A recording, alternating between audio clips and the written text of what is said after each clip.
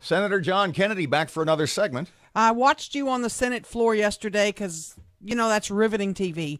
And you were talking about you were talking about something that really piqued my interest when you talked about we need to fix our roads and bridges and all that stuff.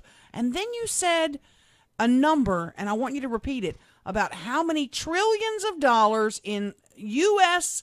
business money is camped overseas. Explain what you were telling your colleagues. We live in a global economy. A lot of our American businesses do businesses in other countries. A lot of them Shreveport do. If you're an American business in Shreveport and you do business in Spain and you make a profit in Spain, hopefully, if you bring those profits back to the United States, you have to pay 35% to the federal government. Well, a smart businesswoman is going to leave that money in Spain. They're not going to bring it back here and pay 35%. There's about between $2.5 and $5 trillion parked overseas. Those companies, a lot of them want to bring it back to the U.S. They want to invest in new plants and machinery and equipment and grow jobs, but they're not going to pay over a third of it in taxes. So what I want to do is say, look, we're going to make you a deal. Anybody who wants to bring this money back, you don't have to pay 35%. Let's agree on a figure: 9%, 10%, 11%. Not all of them, but many of the American businesses are going to bring that money back.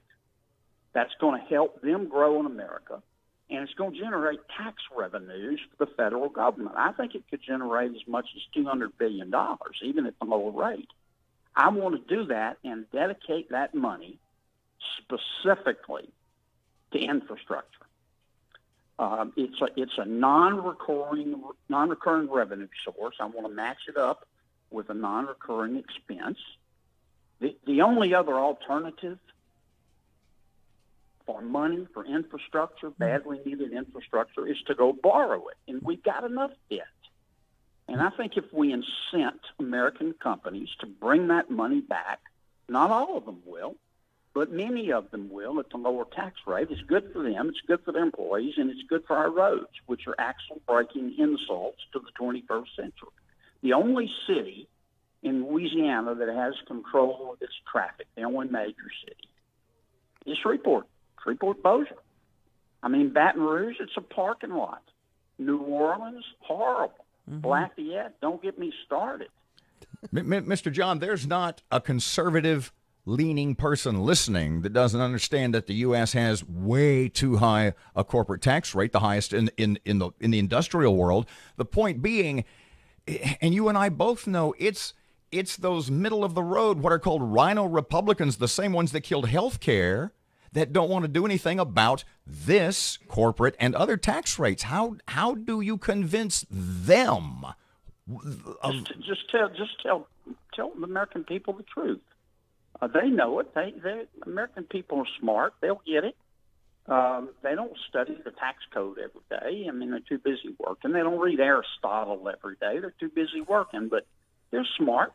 We're going to offer a package here in the next 2 weeks that basically cuts everybody's taxes on the personal side, starting with the middle class, ordinary people, and it's going to cut every business's taxes, not just the big, large C corps, the Microsoft. We're going to cut business taxes for the smaller businesses that are formed under LLCs and LLPs and family farms and sub-S corporations. And that money, the end result of that money, it will be invested. It will grow the economy. It will create jobs.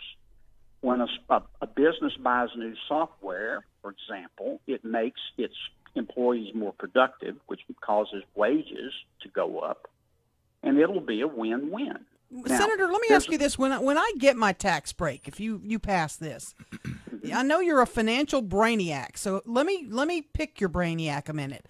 What are you advising Americans to do with that extra $4,000 we get? Am I best to invest it? Am I best to save it? Or do you want me to go out and spend it?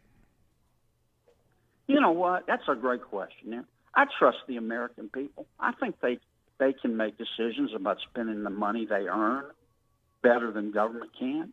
If they get an extra couple $1,000, if they want to save it, that's great. If they want to pay down their kids' tuition, that's great. If they want to buy a new lawnmower or put a down payment on a car or a bass boat, that's their call. But the point is, the average American hasn't had an increase. Now, this is just the average in take-home pay since 1999. Wow. The median household income in America today is roughly the same as it was in 1999. And in the meantime, taxes have gone up, their health care sure gone up, tuition's gone up, everything's gone up. Mm-hmm. And part of the reason for that is because, I don't mean any disrespect, but President Obama thought he could tax, spend, and regulate America into prosperity. And think about it. Think what government taxes today, all levels. Government taxes the food we eat. It taxes the clothes we wear. They tax the cars we drive. They tax the houses we live in. They tax us when we work. They tax us when we play. They even tax us when we die. And we have a $4 trillion federal budget. That's how much people pay in taxes. You look at the state budget, it's doubled from $16 billion to $29 billion. The governor implemented a $1.8 billion state tax increase last year. Now he wants another couple of billion. Local government is always raising taxes. And people in the middle who get up every day and go to work and obey the law and who have built this country, they can't pay it anymore. Yeah. And they need some relief. And that's all tax reform is all about.